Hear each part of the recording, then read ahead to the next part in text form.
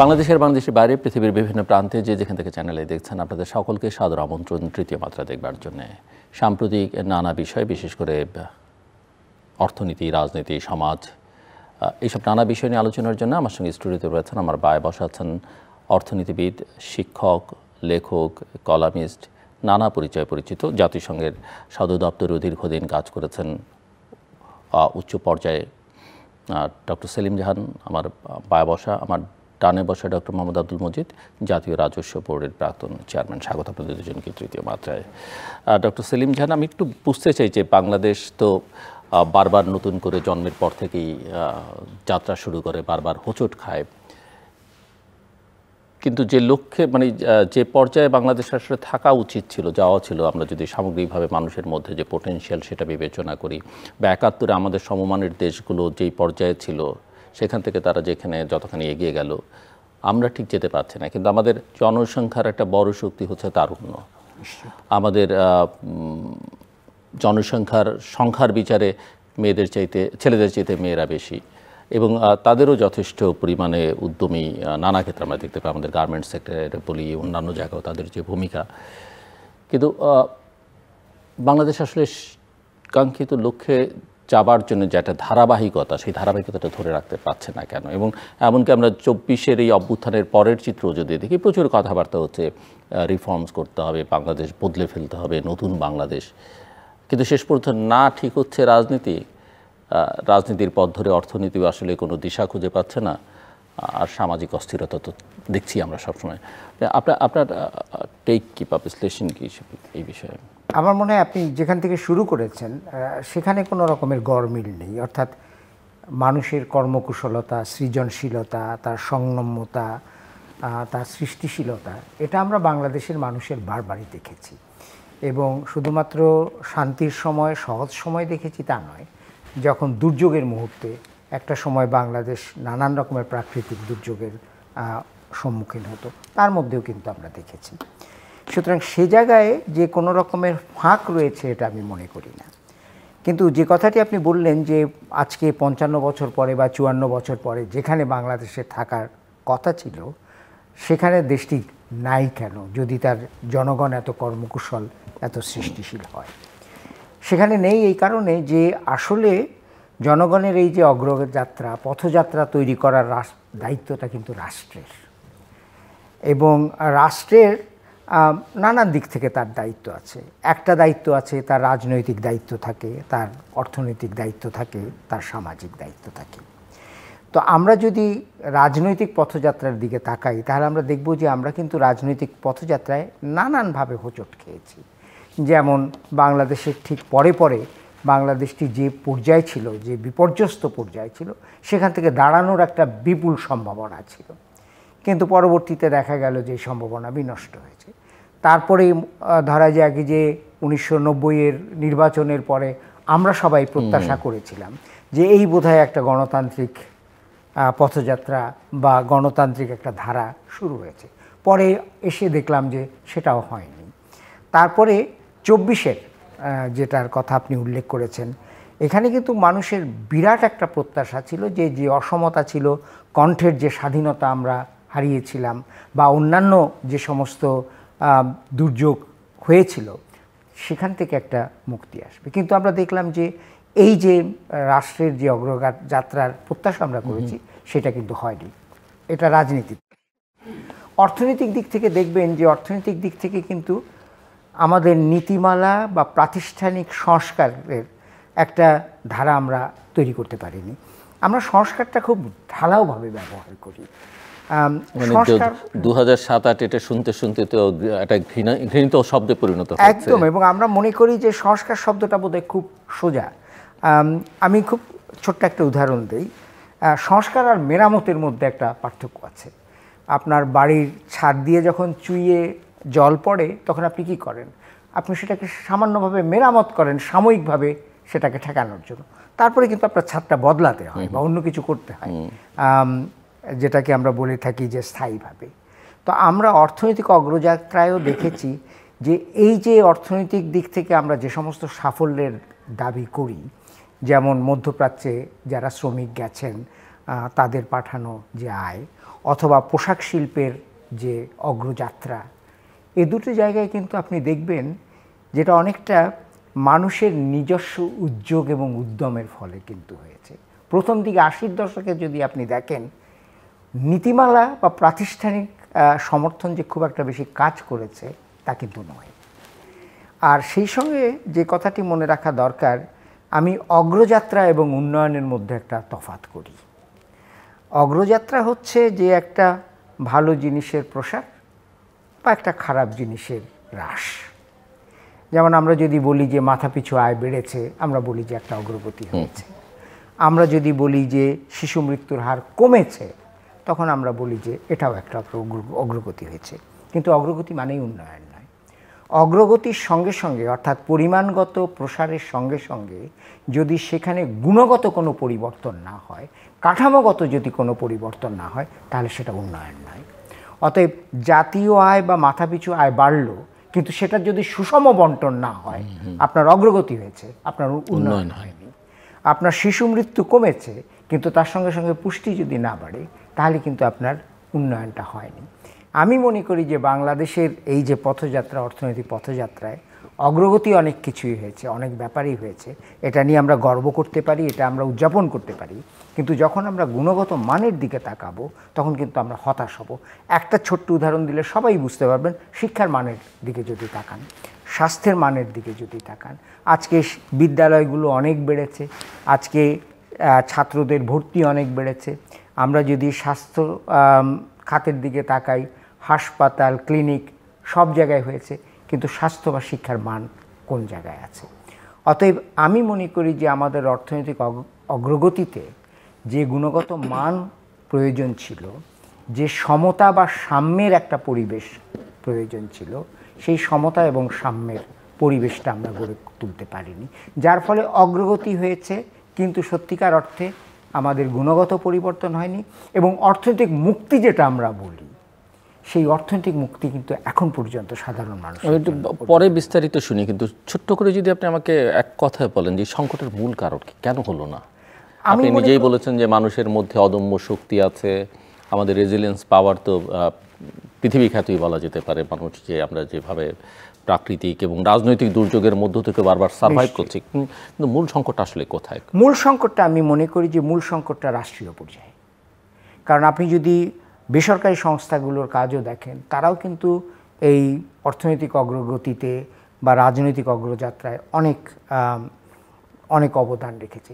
কিন্তু নেতৃত্ব তো আসতে হবে, এবং নেতৃত্ব আসতে হবে যে ধারাবাহিকভাবে, ক্রমাগতভাবে একটা স্বাস্থ্যসম্মত অর্থাৎ সুস্থ রাজনৈতিক পরিস্থিতির মাঝখান দিয়ে একটা নীতিমালা নিয়ে, একটা লক্ষ্য নিয়ে যদি আমরা যাই, তো তাহলে পরে আমরা এগিয়ে যেতে পারবো। কিন্তু আমরা বারবার হোঁচট খাচ্ছি, এবং আমাদের আসল অন্তরায়টা হচ্ছে যে রাষ্ট্রীয় নেতৃত্ব এবং রাষ্ট্রীয় দিগদর্শনের একটা। আমরা কি নেতৃত্বের একটা ধারাবাহিক সংকট বলতে পারি?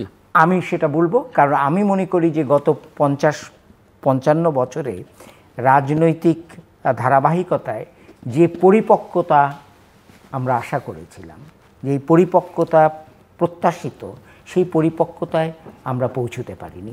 আমরা গণতন্ত্রের একটা সংস্কৃতি গড়তে পারিনি।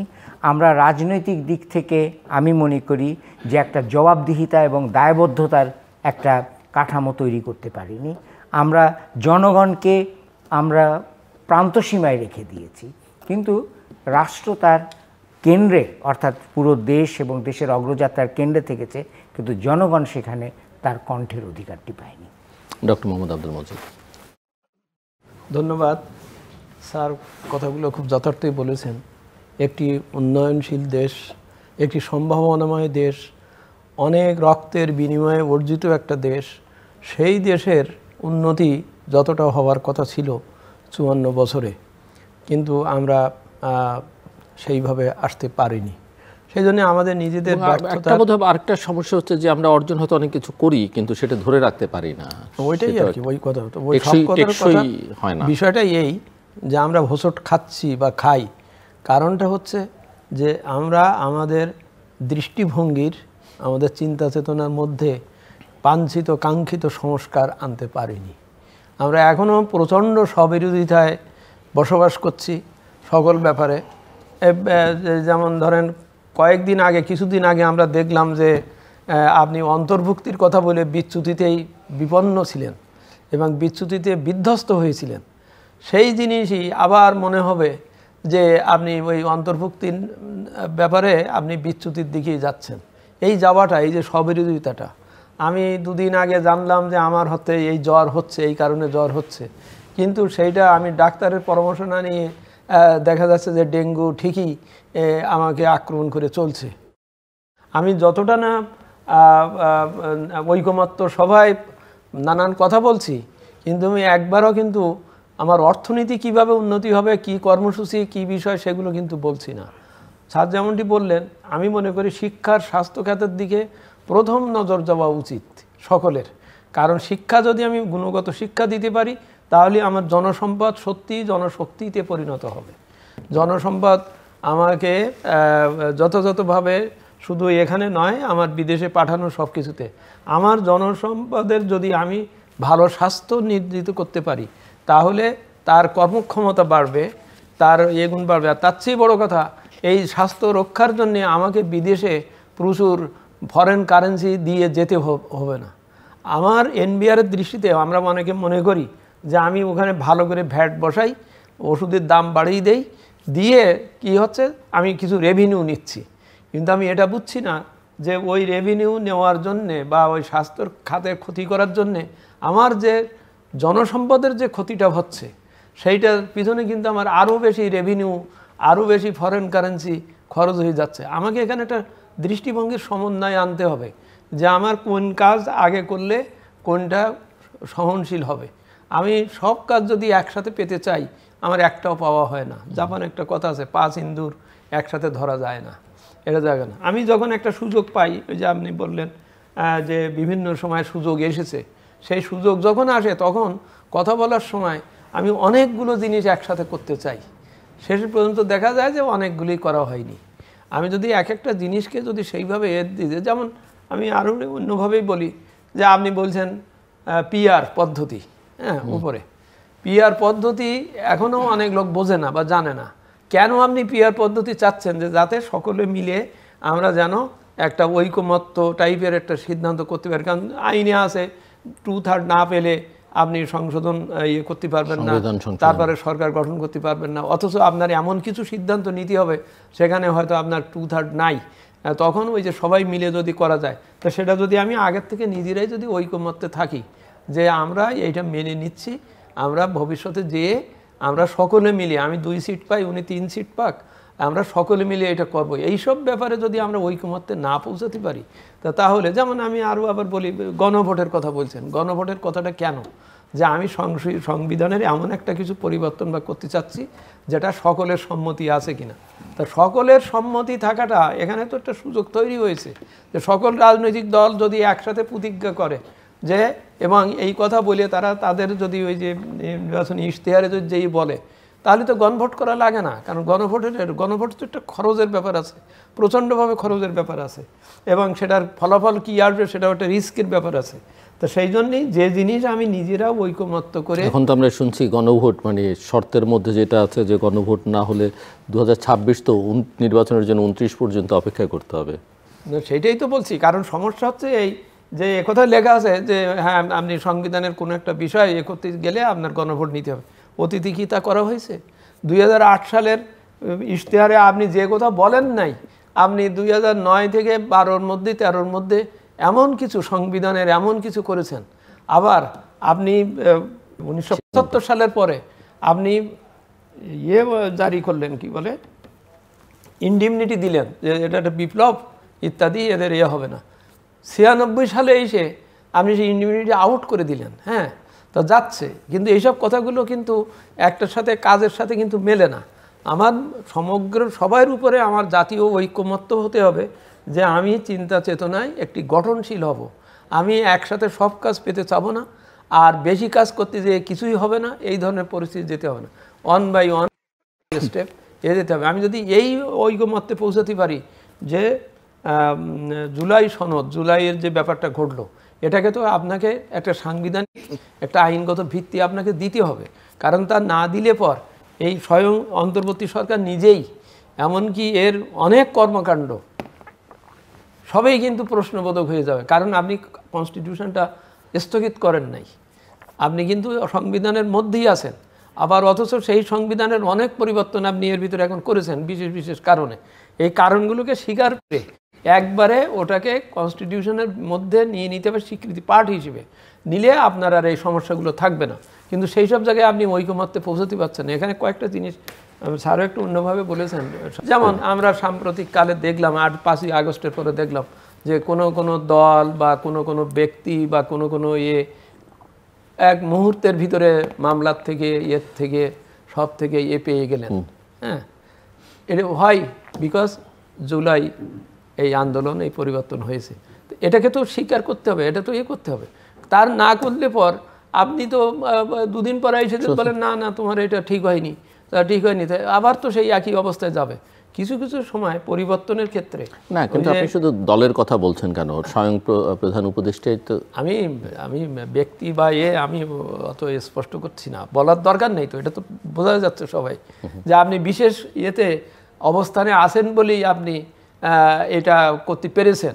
তো এটা পারতে গেলে এটাকে অর্থবহ করে স্বীকৃতি করে ঠিক করে নিতে হবে, কারণ তা না নিলে পর এইটাই আপনার জন্য আবার একসময় কাল হয়ে দাঁড়াবে বা বিষয় হবে, or you will be misunderstood. হ্যাঁ, আমি স্যারের সাথে বলতেছিলাম এই উপরে কথা বলার সময়, আমাদের শ্যামজান চৌধুরী 2008 সালে, আমরা তখন সচিব ছিলাম, প্রধান উপদেষ্টাকে এসে বলছেন যে আমার স্কোয়ার গ্রুপ একটা কাজ পেয়েছে, বড় কাজ, হ্যাঁ আমরা লোয়েস্ট হয়েছি বা ইত্যাদি, কিন্তু আমি বলে যাচ্ছি ওই কাজ আমরা নেব না, কারণ আমার ছেলে আপনার উপদেষ্টা পরিষদে একজন সদস্য, তপন চৌধুরী। খেয়াল করেন কোন দৃষ্টিতে তিনি কথাটা বলছেন, যে যেহেতু ওনার ছেলে গভর্নমেন্টের পলিসি মেকারে মানে উপদেষ্টা আছেন, সুতরাং এই কাজ উনি নেবেন না। এই পয়েন্টটা মনে রাখতে হবে যে আমি যেন আমার অবস্থানের দ্বারা আমি এমন একটা সুযোগ নিলে তারপরে এইটা নিয়ে জীবনভর আমার খোঁটা শুনতে হবে। আমি খোঁটা শুনতে যাব কেন? আমার সিস্টেমের ভিতর দিয়ে হবে আর কি। একজন নেত্রী তিনি পরিষ্কার বলছেন, আমাকে রাষ্ট্রপতি ক্ষমা করে দিয়েছেন, আমি এই ক্ষমা ওইভাবে নেব না, আমি আমার কেস লড়াই করে আইনগতভাবে সঙ্গতভাবে হব, এটাই দৃষ্টিভঙ্গি হওয়া উচিত। কারণ আমি একটা বিশেষ পরিস্থিতিতে আমি অনেকগুলো সুযোগ পেয়ে গেলাম, সব নিয়ে নিলাম, তখন ভবিষ্যতে ওইটার একটা প্রিসিডেন্স এসে যাবে। হ্যাঁ, এখনও ধরেন যে বিচার আচারগুলো হচ্ছে বা হচ্ছে, কেউ একসময় এসে যদি বলে যে এটা ঠিক হয়নি, তো তখন সেটার তো একটা থাকতে হবে, গ্রুপ থাকতে হবে। যার জন্যই ওই যে কি বিদেশি একজন উকিল আর কি বোধহয় না, ওই যে তিনি বলেছেন যে বিচারগুলো যেন যত মানদণ্ডে যতভাবে হয়, এটা যাতে এরকম না হয় যে গণেশ উল্টাই গেলে আবার এগুলো সব উল্টাই যাবে। এটা উল্টাই যাবার ব্যাপার না, বিষয়টা হচ্ছে রুল, হাকিম নড়বে কিন্তু হুকুম নড়বে না। জি, এই জায়গায় ডক্টর সেলিম জাহান, আমার একটা প্রশ্ন যেটা আমরা কোনো কিছু টেকসই করতে পারি না কেন, সেটাও আরেকটা দিক হচ্ছে যে জুলাই অভ্যুত্থানের পরে আপনি দেখছেন যে রাজনীতিতে, অর্থনীতিতে বা অন্যান্য ক্ষেত্রে, সামাজিক নানান ক্ষেত্রে নতুন বয়ান, আমাদের আদর্শিক অবস্থান, রাজনৈতিক অবস্থান ঠিক আমরা যেভাবে গত 53-54 বছর ধরে অভ্যস্ত ছিলাম, সেখান থেকে একটা নতুন ধারার সূচনারও চেষ্টা অনেকের মধ্যে আছে। তো এই যে যা গত 1 বছরের বেশি সময় ধরে আমরা শুনছি বা দেখছি, আপনি কি দেখছেন আসলে? আপনার কাছে কি মনে হচ্ছে বা আপনার ফিলিংস কি? আমার মনে হয় যে গত 55 বছরে, মানে আপনি দেশের ভেতর থেকেও দেখছেন, দেশের বাইরেও থেকে দেখছেন, সো আমার মনে হয় যে ধারাবাহিকতার প্রশ্ন যেটা আমরা করেছি বা ধারাবাহিকতার কথা যেটা আমরা উল্লেখ করেছি, সেখানে একটা জিনিস খুব পরিষ্কার, সেটা হচ্ছে একটা দল যখন রাষ্ট্র ক্ষমতায় যায় বা সরকার গঠন করে, তখন কিন্তু দলের কাছে রাষ্ট্রীয় লক্ষ্য এবং রাষ্ট্রের যে স্বার্থ সেটা বড় হয়ে ওঠা দরকার। দল তার সমস্ত কার্যক্রম, কর্মকাণ্ড সেই রাষ্ট্রীয় স্বার্থের কাজে বিনিয়োগ করবে, যাতে সে আবার পুনর্নির্বাচিত হতে পারে। একজন ব্যক্তি যখন দলের প্রধান, তাকেও এটা করতে হবে। কিন্তু আমাদের দেশে আমরা বারবারই দেখেছি যে রাষ্ট্রপ্রেমের চাইতে দলপ্রেম বড়, দলপ্রেমের চাইতে ব্যক্তিপ্রেম বড়। অতএব এটা যখন হয় তখন কিন্তু আপনি একটা রাজনৈতিক পথযাত্রায় ধারাবাহিকতা রক্ষা করতে পারেন না।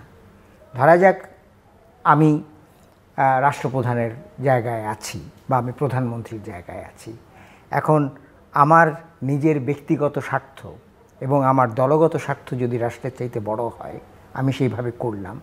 আপনি যখন আসলেন তখন কিন্তু রাষ্ট্র যে জায়গায় দাঁড়িয়ে আছে, তাকে যে জায়গায় নিয়ে যাওয়া দরকার, আপনি সেগুলো সব অস্বীকার করে আবার আপনি দলগত এবং ব্যক্তিগত প্রেমে আপনি সেটাকে সামনে নিয়ে গেলেন।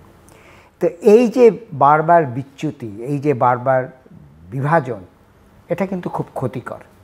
আপনি অন্যান্য দেশে দেখবেন, বেশিরভাগ দেশেই যে একটা ধারাবাহিকতা যেটা আছে উন্নয়নের, রাজনৈতিক সংস্কৃতির, অর্থনৈতিক সংস্কৃতির, গণতন্ত্রের, সেখানে মতভেদ থাকতে পারে, কিন্তু মৌলিক জায়গায় যে রাষ্ট্রের যেটা লক্ষ্য, রাষ্ট্র যেখানে যেটা অর্জন করেছে সেটাকে নষ্ট করে দেওয়ার কিন্তু কোনো রকমের প্রয়াস সেখানে নেই।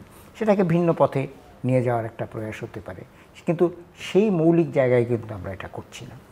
আপনার দ্বিতীয় প্রশ্ন যে এই যে ভাষ্য, অনেকে বয়ান বলেন, আমি ভাষ্য বলি, এই যে ভাষ্য নানান রকমভাবে পরিবর্তিত হচ্ছে, সেটারও কিন্তু আসল কারণ ওই জায়গায়।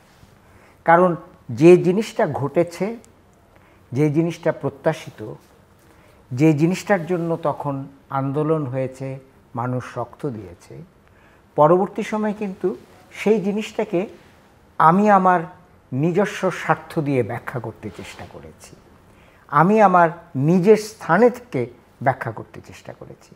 এবং এই ব্যাখ্যা করার এই যে প্রয়াস আমাদের ব্যক্তিগতভাবে, এটার জন্য আপনি দেখবেন যে নানান রকম ভাষ্য তৈরি হচ্ছে। এক। দুই, আপনি যদি প্রথম থেকে, আমি অর্থনীতি দিয়েই উদাহরণ দিতে চাই, আপনার অঙ্গীকার থাকতে পারে কিন্তু আপনার অগ্রাধিকার পরিষ্কার হতে হবে। আপনার অঙ্গীকার থাকলে পরেই আপনি সেটা অর্জন করতে পারবেন। এখন 24 আমাদের জুলাই অভ্যুত্থানের পরে আমরা কিন্তু তখন দেখেছি যে আমাদের অগ্রাধিকারের ব্যাপারে নানান রকমের সেখানে কথাবার্তা হয়েছে, নানান রকমের সেখানে ব্যাখ্যা দেওয়া হয়েছে। এখন আমরা প্রত্যেকেই জানি, আবারও সংস্কারের কাছে যাই, প্রত্যেকেই জানি কিছু সংস্কার থাকে তাৎক্ষণিক সংস্কার, কিছু সংস্কার থাকে মধ্যমেয়াদে, কিছু দীর্ঘমেয়াদে, কিছু আবার সংস্কার থাকে যে একটা অন্তর্বর্তীকালীন সরকারের তার এখতিয়ার আছে কিনা, কিছু সংস্কার থাকে যেটা পরবর্তী সময় জনপ্রতিনিধিত্বমূলক একটা সরকারের অনুমোদন লাগবে। এখন আপনি যদি প্রথমেই এই ব্যাপারগুলোকে গুলিয়ে ফেলেন, এবং যেহেতু নানানজন নানান রকমের ভাষ্য তৈরি করছে, সেই ভাষ্য দ্বারা প্রবাহিত হয়ে আপনি যদি এটাকে গুলিয়ে ফেলেন, তখন আপনার নানান রকম ভাষ্য আসবে। তখন হয়তো বলা হবে যে সংবিধানে এই সংস্কার লাগবে, কিন্তু হয়তো বা আইনগত দিক থেকে, সাংবিধানিক দিক থেকে সেই সব সংস্কারের অধিকার, অনুমোদনের এবং এখতিয়ার সেটা হয়তো একটি সংসদের আছে। তো এই ব্যাপারগুলো যেহেতু চলে আসছে, সেই জন্য নানান রকম ভাষ্য তৈরি হচ্ছে। এক, আমাদের নিজস্ব স্বার্থকে সামনে নিয়ে যাওয়ার জন্য। দুই, আমরা যে অবস্থানে যেতে চাই ব্যক্তিগতভাবে, গোষ্ঠীগতভাবে, রাজনৈতিক দিক থেকে, সেখানে যাওয়ার জন্য। আর 3 নম্বর হচ্ছে যে এখানে একটা ধোঁয়াশা সৃষ্টি করা, যেই ধোঁয়াশার মাধ্যমে আসলে আমরা জনগণকে বিভ্রান্ত করছি এবং জনগণের আস্থা কিন্তু ক্রমান্বয়ে আমরা হারাচ্ছি। ডক্টর মজিদ, আমি জনগণের আস্থার উপরেই বেশি জোর দিচ্ছি, কারণ জনগণকে নিয়েই তো দেশ, সরকার, অর্থনীতি, এভরিথিং। সুতরাং সেই জনগণকে সম্পৃক্ত করতে না পারলে, সম্পৃক্ত করার একটা উপায়, এখানে অনেকে বলে থাকেন যে এই সব প্রক্রিয়ার মধ্যে আমলাতন্ত্র একটা বড় বাধা। আসলে আমি জনগণের সাথে ওকে করছি, ব্যবস্থা করছি। আপনি নিজে আমলা ছিলেন? না না, ঠিকই আছে। বিষয়টা হচ্ছে যে আমলা আসলে প্রতিষ্ঠানের, সংস্থার তারা চালিত করবে আর কি। তারা অবশ্যই আইন সংসদকে সাপোর্ট দেবে বা তৈরি করবে বা বাস্তবায়ন করবে। তারা একই সাথে বিচার বিভাগের ইয়েকে বাস্তবায়ন করবে বা তাকে 3 জনের মধ্যে একটা ইয়ে থাকবে। এখন সেই আমলা যদি নিজেই দলগতভাবে, গোষ্ঠীগতভাবে, ব্যক্তিগতভাবে যদি ওই হজবরলার ভিতরে পড়ে যান। হ্যাঁ, আপনি এখন অ্যাসিল্যান্ডের কাছে যেয়ে আপনি এখন যতই আমি আধুনিক করে ফেলছি, ও তার কাছে যেয়ে আপনি দেখবেন যে আপনি ওই জমির পাচ্ছেন না, সেবা পাচ্ছেন না। আপনি এই যে টিচাররা দেখেন ঠিক এই সময় প্রাইমারি স্কুলের টিচাররা যে সময় ছাত্রদের অ্যানুয়াল পরীক্ষা, সেই সময় তারা বলছে যে আমি পড়াশোনা ক্লাস সব বন্ধ করে দিয়ে এসে আমার এত দেন। তাহলে এখানে দৃষ্টিভঙ্গিটার কত গুরুত্বপূর্ণ পদক্ষেপ হচ্ছে কি, এখানে তো সরকারের পক্ষ থেকে বলা দরকার যে তোমার যে যেটা চাচ্ছ, wait for the next government. তারা দায়িত্বশীলভাবে তারা এটাকে তোমাকে দেবে কি দেবে না। কিন্তু আমি যদি এখন ওইটা করতে যাই, তাহলে এই যে সময়টাতে যে সে পরীক্ষা নেওয়ার সময়টাতেই, অ্যানুয়াল পরীক্ষা নেওয়ার সময়টাতেই সে যে এটা আমার মূল কাজকে করলো, এবং এই ব্যাপারে আমি কিছু বললাম না, জবাবদিহি করলাম না। ঠিক একইভাবে আপনি আমলার যে কথাটা বলছেন, সেই আমলা তো আমার প্রতিটা জায়গায় সেবা দেওয়ার কথা তার। হ্যাঁ, আমরা কিন্তু 2008 সালে কিন্তু একটা সিটিজেন চার্টার বলে একটা প্রভিশন আমরা তৈরি করেছিলাম এবং দেওয়া হয়েছিল। সিটিজেন চার্টার এখনও ওদের প্রত্যেকের ওয়েব পেজে আছে, লেখা আছে, কিন্তু সেই সিটিজেন চার্টারের সাথে কোনো কাজের কোনো মিল নাই, বা বোঝা যায় না যে সেই কাজ কদিনই হচ্ছে কি হচ্ছে না। একটা জিনিস দিলে তার দেরি হচ্ছে, এটা তো গেলে একটা দিক। আর একটা হচ্ছে সব প্রতিষ্ঠান, যেমন অডিটর জেনারেলের অফিস, যেমন ইলেকশন কমিশন, যে 4টা সাংবিধানিক যেটা, তারা কিন্তু পুরো মাত্রায় রাষ্ট্রীয় প্রতিষ্ঠান। এখন সে যদি রাষ্ট্রীয় প্রতিষ্ঠান হয়ে সে যদি পুরোপুরি সরকারি আচরণ করে, তার মানে সে সরকারি হওয়ার জন্যই তার যে প্রতিযোগিতা, তাতে তো সে রাষ্ট্রীয় দায়িত্ব থেকে সে পদস্খলন ঘটে, সে ওটা করতে পারে না, করতে যায় না। সে যদি তার অফিসে বসে, অডিটর জেনারেলের অফিস দেওয়া গেল যে বাইরে একটা ড্যাশবোর্ড লাগাই দিয়েছে, দিয়ে যারে সে অডিট করে তার প্রচারণার কাজ করছে, তার মানে এখানে তার উদ্দেশ্য বিধির সাথে হচ্ছে। হ্যাঁ, যেমন এই যে বড় এত টাকা ব্যাংকের থেকে চলে গেল, অডিট ডিপার্টমেন্ট বলি, বা ইভেন আমাদের প্রাইভেট অডিট সেক্টরকেও বলি, তাদের ব্যালেন্স শিটের পরীক্ষায় এটা কি কেউ ধরার কথা ছিল না? করেনি। অর্থাৎ আমি আমার দায়িত্ব পালন করলাম না। আমি একেবারে পুরোপুরি রাষ্ট্র আর সরকারের ভিতরে, স্যার একটু টাচ করেছেন, রাষ্ট্র আর সরকারের ভিতরে অবশ্যই এটা পার্থক্য, এবং রাষ্ট্রের মতো চলবে। সরকার, government may come, government may go, but the state will stay for ever. সেই জন্যেই রাষ্ট্রকে তার অবস্থান থেকে, রাষ্ট্রের আদর্শ থেকে বিচ্যুত হওয়া কারোর পক্ষে শোভনীয় নয়। তাই আইনজীবী বলি, আর চিকিৎসক বলি, আর শিক্ষক বলি, আর বলি, শিক্ষকের মেন দায়িত্ব হচ্ছে তাকে শিক্ষা দিতে হবে। শিক্ষা দিতে যেয়ে তোমার, আচ্ছা ঠিক আছে আমার বেতন কম হচ্ছে বা ইত্যাদি হচ্ছে, সেটা তুমি বলবার সিস্টেম আছে, কিন্তু তুমি কিভাবে এটা করো যে এই সময় আমি পড়াশুনো সব বন্ধ করে দিয়ে আমি এসে এই দাবিটা করতে চাচ্ছি, এখানে তো সে তার মৌলিক দায়িত্ববোধ থেকে সে কিন্তু বিচ্যুত হয়ে যাচ্ছে। এই বিচ্যুত হওয়াটা মোটেই বাঞ্ছনীয় নয়। যেমন আমি পে স্কেলের কথাটাই বলি, একটা ভাব মনে করা হচ্ছিল যে পে স্কেল এনারাই দিয়ে যাবেন বা ইত্যাদি, তো অর্থ উপদেষ্টা মহোদয় খুব যথার্থই বলেছেন, পে স্কেল হবে নেক্সট গভর্নমেন্টের বিষয়। কারণ আমি আর একটা নেক্সট গভর্নমেন্টকে একটা লায়াবিলিটিস তৈরি করে দিয়ে যেতে পারি না, কারণ তিনি তার কি আয় হবে সেই অনুযায়ী তিনি করবেন, এবং তিনি এই বেতন দেওয়ার সাথে কিন্তু আমাদের প্রয়াত অর্থমন্ত্রী মহোদয় বলছিলেন একবার 2009 সালে, বা যে যখন আমরা স্কেলটা দিচ্ছিলাম, উনি বলছিলেন যে একটু বেতন বেশি করে দাও, তাহলে দুর্নীতি কমে যাবে, কথাটা বলেছিলেন। একটা জবাবদিহিতার পরিবেশ সৃষ্টি হবে এই কথা মনে করে, কিন্তু আসলে কি এর দ্বারা জবাবদিহিতার পরিবেশ সৃষ্টি হয়েছে? আমি শুনি যে প্রাইভেট সেক্টর অনেকে বলেন যে বেতন বৃদ্ধির সঙ্গে দুর্নীতি তো কমেইনি, অনেক সঙ্গে প্রোডাক্টিভিটিটাও বাড়ে না, কিন্তু প্রোডাক্টিভিটিও কমে যায়। মানে এটা কারণটা কি? সেটা কমে যায় কারণ লোভের জন্য বসে থাকে, ও কাজ ডিসপোজাল দেয় না, ও তো করে রাখে আর কি। আপনি বাংলাদেশ ব্যাংকের সিআইবি রিপোর্ট, আমি বলি সিআইবি রিপোর্ট, এটা একটা খুব সুন্দর সিস্টেমেটিক করা আছে, কিন্তু আপনি কার সিআইবি কি মেনটেন হচ্ছে এখানে তো কোনো সিস্টেমের নাই। আপনি বড় বড় লোকের বেলায় সিআইবির কোনো কথা বলছেন না, বা দেখা যাচ্ছে না, বা সে অথবা আপনার কাছে টাকা নিয়ে যেভাবে হোক একটা ভালো সিআইবি নিচ্ছে, কিন্তু যারা নিরীহ সাধারণ লোক, হ্যাঁ, তাদের দেখা গেল জানেও না যে কি কারণে তার সিআইবি হয়েছে বা সিআইবি আছে। অর্থাৎ আমি বলছি আইনের শাসনের যে ব্যাপারটা, দৃষ্টিভঙ্গির যে ব্যাপারটা, সেটা যদি যথাযথ না হয় তো তাহলে তো ওটা এস্টাবলিশড হবে না। সেই এস্টাবলিশড হওয়ার জন্যে আমি মনে করি রাষ্ট্র আর সরকারের মধ্যে আদর্শিক নীতিগত, সরকার হচ্ছে বাস্তবায়নকারী, রাষ্ট্রের পলিসি বাস্তবায়ন করবে সরকার। এখন সরকার নিজেই যদি অধিগ্রহণ করে ফেলে রাষ্ট্রকে, কিংবা রাষ্ট্র যদি সরকারের ভিতরে গুলিয়ে পড়ে যায়, তো তাহলে কিন্তু বাঞ্ছিত ফলাফল আসে না। তা আমি মনে করি আমাদের ওই দৃষ্টিভঙ্গি, যেমন আমি বলছি, এই সরকার, অন্তর্বর্তী সরকার প্রথমে এসেই খুব বড় করে বললেন যে একটা ওই করা হবে, কি বলে, শ্বেতপত্র, খুব সুন্দর একটা শ্বেতপত্র আশা এই যাচ্ছিল যে এই শ্বেতপত্র দুর্নীতিগুলো, দুর্বলতাগুলো চিহ্নিত করবে এবং ওর উপর থেকেই অ্যাক্টিভিটি শুরু হবে। হ্যাঁ, শ্বেতপত্র তৈরি করাটা কিন্তু খুব গুরুত্বপূর্ণ ঐতিহাসিক একটা সিদ্ধান্ত ছিল। কিন্তু দেখা গেল যে সেই শ্বেতপত্র এখনও ইংরেজিতেই আছে, সেখানে খুব ভালো ভালো সুন্দর সুন্দর ইংলিশ আছে, কথা আছে, কিন্তু আমার ওই যে আমি জনগণের সম্পৃক্ততার কথা বললাম, জনগণ কিন্তু এটা পায়নি, পড়ে না, তা পড়ার সেটা তো ধরেন তারপর অ্যাওয়ারনেসের অর্থ, কিন্তু ওই শ্বেতপত্রের যে পরামর্শগুলো সেটা বাস্তবায়ন করতে তো সেটাই বলছি, শ্বেতপত্র থেকে যা চিহ্নিত করা হলো, যা ডায়াগনোসিস করা হলো, যে রোগের কথা বলা হলো, সেইটা যদি আমি সঙ্গে সঙ্গে চিকিৎসা শুরু না করি তো তাহলে তো ওই শ্বেতপত্র তো হলো না। তো ফলে ভবিষ্যতে আমি যখন আর একটা কথা বলবো যে আমি কালকের থেকে খুব ভালোই চলবো, হ্যাঁ, তো এটা তো আমার বিশ্বাস হবে না, আস্থা আসবে না।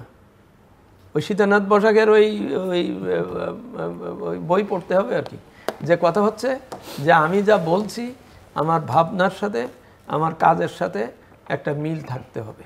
আমি ভাবনায় খুব বড় বড় কথা বললাম, কিন্তু বাস্তবায়নের বেলায় আমি দৌড়াতে পারলাম না। আমি এখানে বললাম যে পিকে সরকার এতটা টাকা নিয়ে চলে যাচ্ছে, সেই আদেশটা জারি করা হচ্ছে যে সে যেন বিদেশে না যেতে পারে ও চলে যাওয়ার পরে, কারণ ও বেনাপোলে যেই ওই নো ম্যানস ল্যান্ডে পার হয়ে গেছে, যাওয়ার পরই আদেশটা গেল। তা ওই যে ধরতে চেয়েছিলাম, ধরতে পারলাম না, এই ধরতে পারলাম না, এই দৃষ্টিভঙ্গির থেকে, এই ব্যবস্থা থেকে। ডক্টর সেলিম জাহান, এই জায়গা থেকে আপনি আলোচনা শুরু করতে পারেন না, কিন্তু আরেকটা বিষয় আমি একটু আপনার কাছ থেকে বুঝতে চাই যে বর্তমান যে বৈশ্বিক বাস্তবতা, বিশেষ করে যদি আমরা অর্থনীতির ক্ষেত্রে বলি এবং রাজনীতি তার সঙ্গে সম্পর্কিত, বা আঞ্চলিক বাস্তবতা, তার সঙ্গে আমরা আসলে যদি তুলনামূলক আলোচনা করতে যে আমরা আসলে কোথায় দাঁড়িয়ে আছি, এবং আমরা আসলে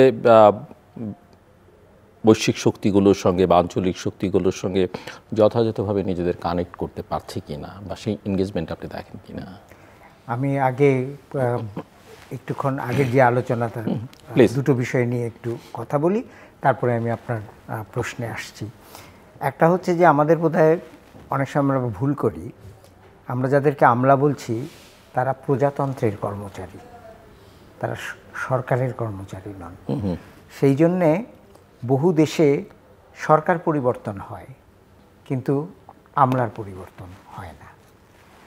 আরেকটা ব্যাপার যেটা হয়েছে যে আমলাতন্ত্রের একটা রাজনীতিকরণ হয়েছে। এটা আমি শুধু বলবো যে আমলাতন্ত্রে নয়, বিশ্ববিদ্যালয়গুলোতেও হয়েছে, সর্বক্ষেত্রে। তো যখন আপনি রাজনীতিকীকরণ করে ফেলেন যারা পেশাজীবী এবং যাদেরকে আমরা বলি যে একটা দক্ষতা তাদের আছে, তখন কিন্তু এমন একটা অবস্থার সৃষ্টি হয় যেখানে স্বার্থের একটা সংঘাত হতে পারে এবং তার ব্যক্তি স্বার্থের সঙ্গে রাষ্ট্রের প্রতি তার যে দায়িত্ব, তার সঙ্গে একটা সাংঘর্ষিক অবস্থান তৈরি হতে পারে। এবং তার কাছে যদি ক্ষমতা অতিমাত্রায় থাকে, তাহলে পরে খুব স্বাভাবিকভাবেই সেখানে দুর্নীতি জন্মগ্রহণ করবে, কারণ তার ক্ষমতা ব্যবহার করে বা অপব্যবহার করে, অন্তরায় সৃষ্টি করে, এটা থেকে কিন্তু একটা দুর্নীতি সেখানে হতে পারে। সেইখান থেকে যদি এখন আমি আপনার প্রশ্নে আসি, তাহলে বৈশ্বিক দিক থেকে যদি আমরা দেখি, তাহলে বাংলাদেশ কিন্তু একটা জায়গায় দাঁড়িয়ে আছে যেখানে অর্থনৈতিক বিষয়গুলো গুরুত্বপূর্ণ এবং বাংলাদেশের ভূ রাজনৈতিক ব্যাপারটিও গুরুত্বপূর্ণ। কারণ আমরা ৩-৪টি খুব বৃহৎ শক্তির বলয়ের মধ্যে আছি, হয় ভৌগোলিক দিক থেকে, নয় আদর্শিক দিক থেকে, নয় কাছাকাছি দিক থেকে। তো এখন এই জায়গাতে এসে অনেকেই মনে করেন যে বাংলাদেশ ছোট দেশ, গরিব দেশ, তার আবার তাৎপর্য, গুরুত্ব কতখানি? গুরুত্ব আছে। ভৌগোলিক দিক থেকে আমরা বলি, আমি অন্তত বলি যে আমরা সবসময় বলি যে ভূমি দ্বারা পরিবেষ্টিত, বাংলাদেশ হচ্ছে ভারত দ্বারা পরিবেষ্টিত। এখন এটার একটা তাৎপর্য রাজনৈতিক দিক থেকে, অর্থনৈতিক দিক থেকে আছে। আমরা যত কথাই বলি না কেন, বাস্তবতাটাকে মেনে নিতে হবে যে যখন আমরা একটা দেশ দ্বারা 3 দিক থেকে আমরা আটকা পড়ে আছি, তখন কিন্তু আমাদের বহু জিনিস অত্যন্ত সতর্কতার সঙ্গে এবং অত্যন্ত কৌশলের সঙ্গে আমাদের করতে হবে। 1। 2 নম্বর হচ্ছে চীনও খুব বেশি দূরে নয়, এবং চীনের গুরুত্বটা হচ্ছে যে বাংলাদেশে চীনের কিন্তু বিনিয়োগ বিপুল, এবং এখনও চীন আগামীতেও হয়তো ঋণ দেবে বিভিন্ন সময়, কিন্তু চীন তার ঋণ সম্পূর্ণভাবে আবার ফেরত নিয়ে যাবে। চীন কোনো অনুদান দেয় না, এবং চীন কোনো একটা বিশেষ কারণে সাহায্য করার জন্যও দেয় না। তো এইখানে বিনিয়োগের ক্ষেত্রে বাংলাদেশ কী করবে, সেটা একটা বড় বিষয়। 3য় ব্যাপার হচ্ছে যে যুক্তরাষ্ট্র, আমরা বারবারই বলছি যে যুক্তরাষ্ট্রের সঙ্গে কী রকমের সম্পর্ক হবে। আমরা প্রত্যেকে জানি যে যুক্তরাষ্ট্রের নিজের যে বর্তমান অবস্থা, সেটাকে আমরা কখনোই বলতে পারি না যে একটা আদর্শ অবস্থায় যুক্তরাষ্ট্র আছে ট্রাম্প প্রশাসনের সেখানে, এবং আমাদের জন্য সেটা একটা বড় ব্যাপার হয়ে দাঁড়াচ্ছে এই কারণে যে অর্থনৈতিক দিক থেকে যে শুল্ক আরোপ করা হয়েছে, সেই শুল্কের ফলে এখন পর্যন্ত কিন্তু আমরা একদম জানি না যে এটার প্রতিঘাত এবং এটার প্রভাব কতখানি পড়বে। আরেকটা জিনিস ভুললে চলবে না, এখন জোর আলোচনা হচ্ছে যে বাংলাদেশ স্বল্পোন্নত দেশ থেকে উন্নয়নশীল দেশে যাবে কিনা। আসলে বর্তমানে বোধহয় জাতিসংঘের একটি মিশনও ঢাকায় আছে এই আলোচনার জন্যে। সরকার বলছেন আমরা যাব, ব্যবসায়ী মহল বলছেন যে আমরা 200 বছর আগে আমরা প্রস্তুত নই। এখন এখানে একটা সিদ্ধান্ত নিতে হবে, কারণ কথাটা হচ্ছে যে বাংলাদেশের এই যে উত্তরণের কথাটি নতুন নয়। 2018 সালে বাংলাদেশ এই উত্তরণের সমস্ত নির্ণায়কগুলো কিন্তু তারা মেটাতে পেরেছে। তারপরে বাংলাদেশের উত্তরণ হয়নি, কোভিড এসেছে, তারপরে আবার বাংলাদেশ চেয়েছে যে সেখান থেকে আরেকটু বিলম্বিত করা যাক। কিন্তু কথাটা হচ্ছে যে 2018 সালে যখন এই নির্ণায়কগুলো আমরা মেটাতে পেরেছি, তারপরে যে জাতীয় দক্ষতা অর্জন করার দরকার ছিল, যেটা ব্যবসায়ী মহল বলছে যে শ্রমশক্তির দক্ষতা, উৎপাদনশীলতার দক্ষতা, তো যদি গত 8 বছরে বা 10 বছরে আমরা মেটাতে পারিনি, আগামী 6 বছর দিলে পরে যেটা মেটানো যাবে তার তো কোনো নিশ্চয়তা নেই। 1। আর 2 নম্বর হচ্ছে যে প্রতিযোগিতামূলক বাজারে আপনাকে একটা না একটা সময় ঢুকতেই হবে যদি আপনি অর্থনৈতিক অগ্রযাত্রা চান। আপনি এখন একটা সংরক্ষিত বলয়ের মধ্যে আছেন। স্বল্পোন্নত দেশ হিসেবে আপনি কতগুলো সুবিধা ভোগ করছেন, যেমন অনুদানের সুবিধা, কম সুদে ঋণ পাওয়ার সুবিধা, শুল্কের সুবিধা। নিশ্চয়ই আপনি যখন এই উত্তরণ ঘটবে এই সুবিধাগুলো আপনি পাবেন না। কিন্তু একটা সংরক্ষিত অবস্থায় একটা স্বাচ্ছন্দ্যের বলয়ের মধ্যে বেশি দিন একটা দেশ যদি থাকে, তাহলে সেই দেশের অগ্রযাত্রা হয় না। আর 3য় এবং শেষ কথা বলছি এই উত্তরণ সম্পর্কে, নেপাল এবং লাও কিন্তু আমাদের সঙ্গে একই সঙ্গে উত্তরণের কথা হচ্ছে। এখন ধরা যাক যদি বাংলাদেশের উত্তরণ না হয়, একটা হচ্ছে ভাবমূর্তির দিক, আরেকটা কিন্তু হচ্ছে যে আবারও আস্থা এবং বিশ্বাসযোগ্যতার দিক। তাহলে পরে প্রশ্ন উঠবে আন্তর্জাতিক অঙ্গনে যে এতদিন পর্যন্ত আমরা যে অগ্রগতির কথা বলেছি, এতদিন পর্যন্ত যে আমরা শক্ত ভিত্তির একটা অর্থনীতির কথা বলেছি, আসলে বাংলাদেশের অর্থনীতি অত্যন্ত নাজুক বা বাংলাদেশের অর্থনীতিতে একটা ভঙ্গুরতা আছে। সে অবস্থায় কিন্তু বিদেশি বিনিয়োগ থেকে শুরু করে বিদেশের সঙ্গে যে অর্থনৈতিক সম্পর্ক, সেটার উপরে কিন্তু একটা নেতিবাচক প্রভাব পড়বে। ডক্টর মজিদ।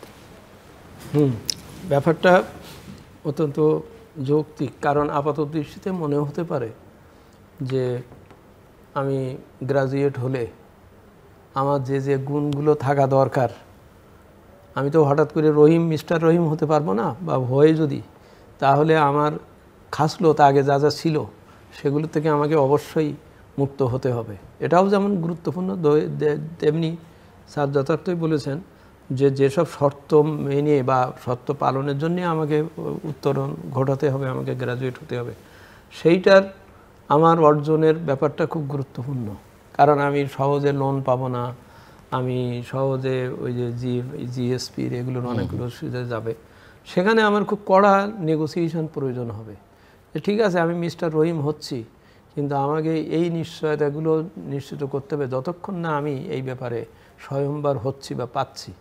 হ্যাঁ, সুতরাং এখানে দুইটা বিজনেসম্যানরা বলছেন যে আমি এই পারবো না করতে করতে কতদিন পারবো না বলা ঠিক না, কারণ এইভাবে সংরক্ষিত অবস্থায় থাকাটা ঠিক না, তাকে করতে হবে। সুতরাং আমার একই সাথে সংরক্ষণের থেকে বেরোনোর চেষ্টা বা সব কিছু নেগোসিয়েশন থাকতে হবে, আবার অ্যাট দ্য সেম টাইম আমাকে বেরোতেও হবে। এই বেরোবার ব্যাপারে এখানে দোটানায় থাকার বা দ্বিধাদ্বন্দ্বে থাকার কোনো অবকাশ কিন্তু নেই। এখন 26 সালের জায়গায় হয়তো আমি 28 সাল কথার কথা বলছি। আমরা সাধারণত যদি কারোর বলি যে মঙ্গলবারে তোমার পরীক্ষা, তাহলে আমি কিন্তু শনিবার রোববার ভালোই পড়াশুনো করতে থাকি। তারপরে হঠাৎ যদি শুনি যে মঙ্গলবারের দিন পরীক্ষাটা হবে না, ওটা চলে গেছে বৃহস্পতিবার, আমি কিন্তু রোববার সোমবারের পড়া কিন্তু আমি আবার বলি আবার সময় আছে, ঠিক আছে। এইটা না, এটা হচ্ছে যে আমাকে লক্ষ্যে অভিষ্টে লক্ষ্যে পৌঁছানোর জন্যে আমাকে আমার কী কী উইকনেস আছে, কি করার দরকার আছে।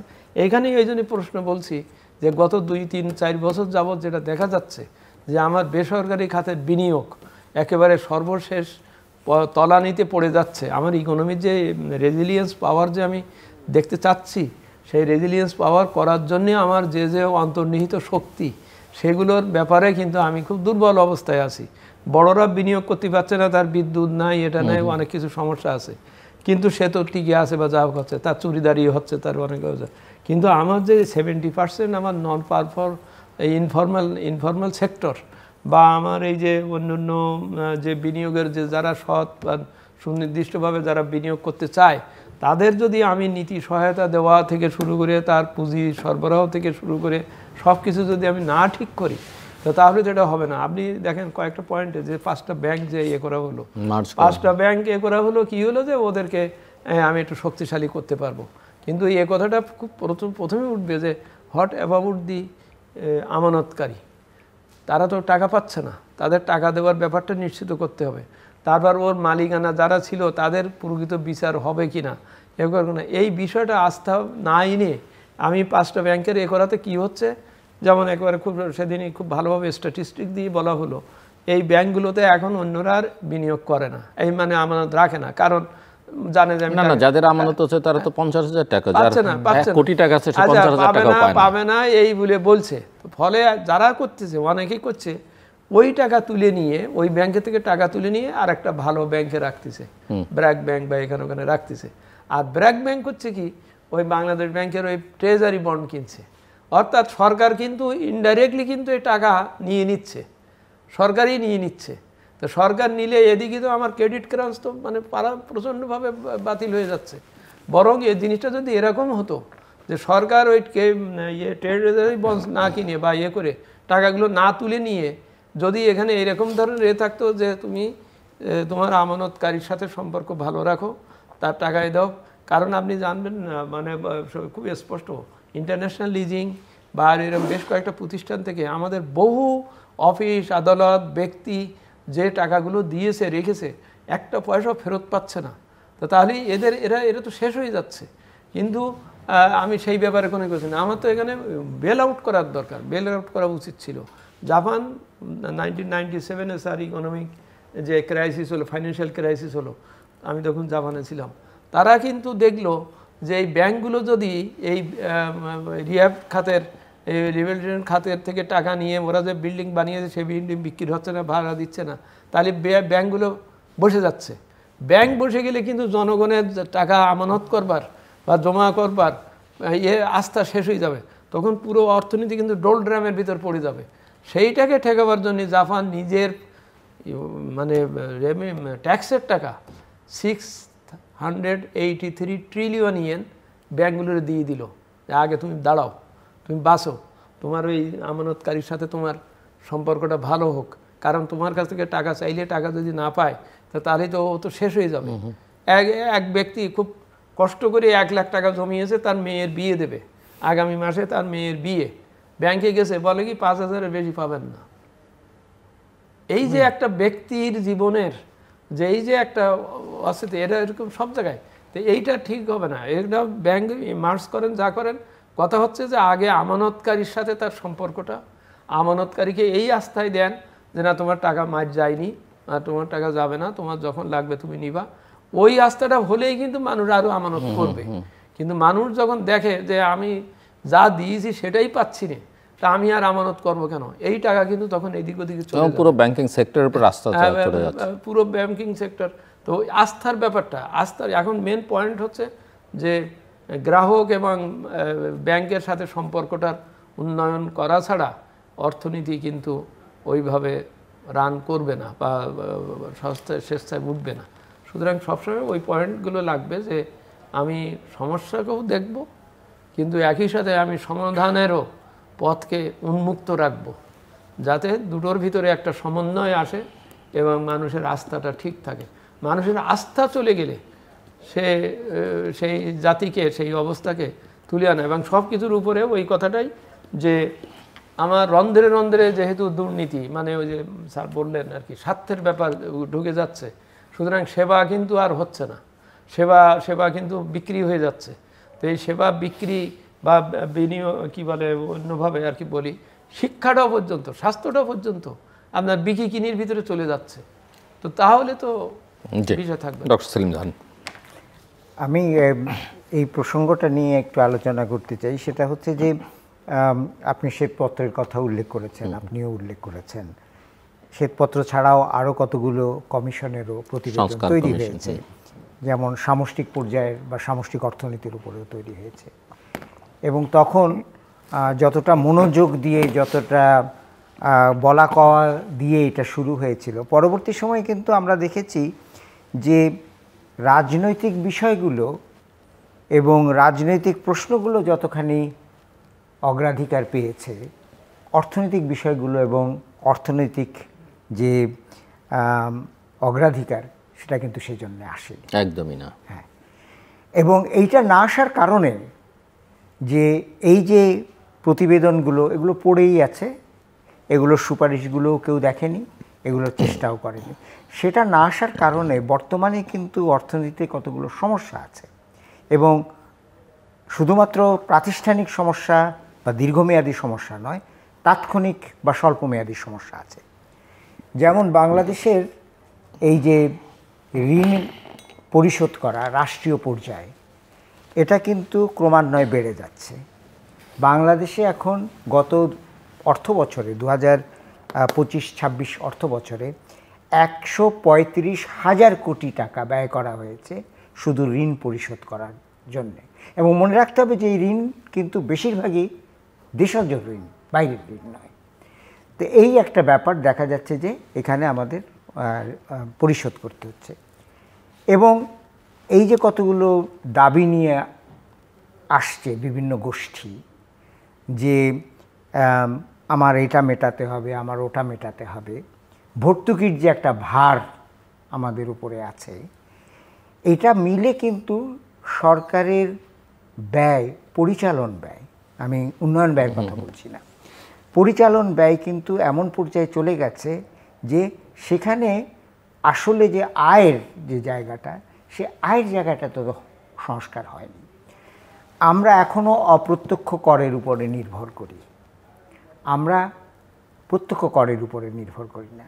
সেজন্য আমাদের জাতীয় আয় প্রত্যক্ষ করের অনুপাত হচ্ছে 7 থেকে 8%। নেপালের মতো দেশে যেটা 17%, ভারতে যেটা 12%। 1। 2 নম্বর হচ্ছে যে আয়ের ক্ষেত্রে আমাদের যে জাতীয় দক্ষতা বাড়ানো দরকার, সেটা কিন্তু আমরা করতে পারছি না।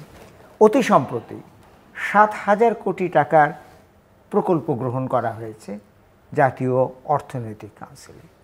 তখন আমি যদি মনে করি যে এই সরকারের মেয়াদকাল ধরা যাক নির্বাচন পর্যন্ত 3 মাস, তাহলে পরে কি এই সিদ্ধান্তটা এখনই নেওয়ার দরকার ছিল যে প্রকল্পগুলো আপনি যদি দেখেন, এটা কি জাতীয় স্বার্থে জাতীয় প্রয়োজনে এখনই নেওয়ার দরকার ছিল, নাকি এই সিদ্ধান্তগুলো পরবর্তী সরকারের জন্য রাখা যেত?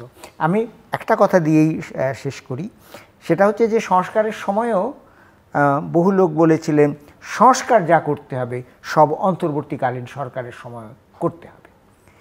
তো এখন এটার কিন্তু একটা অর্থ হচ্ছে যে এই সরকারের পরে অন্য যে জনপ্রতিনিধিত্বমূলক নির্বাচিত সরকার আসবে তাদের প্রতি আমাদের আস্থা নেই। নিশ্চয়ই তো প্রকাশ্যে বলছেন। তো এইটা যদি হয় তাহলে পরে একজন সাধারণ মানুষ হিসেবে, নাগরিক হিসেবে আমি কিন্তু আহত হই। কেন আমি আহত হই? কারণ এই যে নির্বাচন, এই যে বিভিন্ন রাজনৈতিক আলোচনা যেটা হচ্ছে, এই প্রক্রিয়াটি আমার জন্য খুব একটা গুরুত্বপূর্ণ নয় একজন সাধারণ মানুষ হিসেবে। আমার জন্য গুরুত্বপূর্ণ হচ্ছে যে এই নির্বাচন শেষে আমার দেশের এবং আমাদের দেশের মানুষের উত্তরণের একটা সম্ভাবনা আছে কিনা। সেই উত্তরণ অন্য দিক থেকে যদি বাদ দিই, অর্থনৈতিক উত্তরণের সম্ভাবনা আছে কিনা, আমার প্রবৃদ্ধি বাড়বে কিনা, আমি একটা নিশ্চিত, স্থির এবং শঙ্কামুক্ত পরিবেশে ব্যবসা বাণিজ্য করব কিনা, আমার কর্মনিয়োজন বাড়বে কিনা, আমার জীবনে স্বস্তি আসবে কিনা, এবং আমি আমার জীবনমাত্রার মান বাড়াতে পারবো কিনা। তো সেই উত্তরণের সম্ভাবনা যদি আমাদের এই ডামাডোলের মধ্যে পড়ে নষ্ট হয়ে যায়, তাহলে কিন্তু আমি আবার আপনার ওই প্রথম প্রশ্নে যাচ্ছি, তাহলে কিন্তু আরেকটা সুযোগ আমাদের নষ্ট হলো, আরেকটা হোঁচট আমরা খেলাম। ডক্টর মজিদ, খুব ছোট্ট করে আমরা শেষ প্রান্তে। আমি মনে করি আমরা একটি স্বনির্ভর, স্বয়ংভর, ওই যে ভূ রাজনৈতিক যে ব্যাপার বলা হলো আমাদের চারিধারে যেভাবে আছে, আমাকে আসলে একটি স্বয়ংভর এবং স্বনির্ভর দেশ বা অর্থনীতি হতে হবে, এবং এর জন্যে আমার অগ্রাধিকার ভিত্তিতে বিভিন্ন পদক্ষেপ নিতে হবে, এবং সেটা নেওয়ার ব্যাপারে আমার প্রচণ্ডভাবে জনগণের আস্থা তার পিছনে থাকতে হবে। কারণ আমার জনগণ যদি হয়ে থাকে, মানে কি বলে, হতাশায় ভোগে, স্যার যেমনটি বললেন যে তিনি একজন নাগরিক হিসেবে খুব আহত বোধ করছেন, এই আহত বোধের বিষয়টা সকলকে স্মরণে রাখতে হবে। স্মরণে রাখলে এখানে ওই ডিম আগে না মুরগি আগের মতন পরিস্থিতি হয়ে যাচ্ছে, যে ডিম হোক তাহলে মুরগি পাওয়া যাবে, বা মুরগি হলে ডিম পাওয়া যাবে। আমার কিন্তু দুইটাই দরকার লাগবে, আমার ডিমও হতে হবে, মুরগিও আসতে হবে, এবং সেই আশার পরিবেশ আমার তৈরি করতে হবে। এর জন্য যে কঠোর সাধনাটাই হচ্ছে আমার মনোভঙ্গির পরিবর্তন। আমি কি চাচ্ছি এ ব্যাপারে আমাকে স্বচ্ছ হতে হবে, এবং ধোঁয়াশা পরিবেশ থেকে বেরিয়ে আসতে হবে। মানে স্পেড ইজ স্পেড, এই কথা বলতে হবে বলার সময়। কারণ নইলে এই 15 বছর পর যে আমরা একটা করে সুযোগ পাই, হ্যাঁ, উত্তরণে, যেটা উন্নয়নের বা উত্তরণে, সেখান থেকে একটা কিছু পজিটিভ রেজাল্ট না আনতে পারলে ভবিষ্যতে কিন্তু এই আন্দোলন বা এইসব বিষয়গুলো আরও বেশি নিরুৎসাহিত হয়ে যাবে, আরও বেশি অন্ধকারে পড়ে যাবে, যে না এইসব করে কী লাভ, এটা তো কিছু হয়নি বা কিছু হচ্ছে না। এটাও আর কি যারা দেশ নেতৃত্বে বা আসবেন তাদের কাছে এইটা রাখতে হবে যে জনগণ যেন তার সামনে এই চেতনাটা পায় যে না আমরা যে কষ্ট করছি তার একটা রেজাল্ট আমরা পাবো। আর ওই যে আমাদের সংবিধানের ওই যে ইয়েতে লেখা আছে, যেটা প্রস্তাবনায়, আইনের শাসন, মুক্ত বুদ্ধি, চিন্তা, চেতনা, ভাব ইত্যাদি মৌলিক অধিকার, এইগুলো যেন প্রতিষ্ঠিত পাই। এই প্রতিষ্ঠা পাওয়ার অঙ্গীকার, প্রতিশ্রুতি এবং বাস্তবায়ন তিনটাই একসাথে শুরু করতে হবে। দর্শক, অনুষ্ঠানের শেষ প্রান্তে আমরা সামাজিক যোগাযোগ মাধ্যম ফেসবুক, এক্স এবং ইউটিউবে তৃতীয় মাত্রা লাইভ স্ট্রিম হচ্ছে, আপনারা দেখতে পারেন। টেলিভিশনের পর্দায় দেখতে না পারলে যে কোনো সময় যে কোনো স্থান থেকে ইউটিউবে তৃতীয় মাত্রা চ্যানেলটি সাবস্ক্রাইব করেই পর্ব বা পুরনো পর্বগুলো আপনারা দেখতে পারেন। ডক্টর মোহাম্মদ আব্দুল মজিদ এবং ডক্টর সেলিম জাহান, অসংখ্য ধন্যবাদ এই আলোচনা অংশ নেওয়ার জন্য। দর্শক, আমাদের অতিথিদের মধ্যে ডক্টর সেলিম জাহান, আমরা যে শব্দগুলো প্রায়শই শুনি যে অগ্রযাত্রা, উন্নয়ন,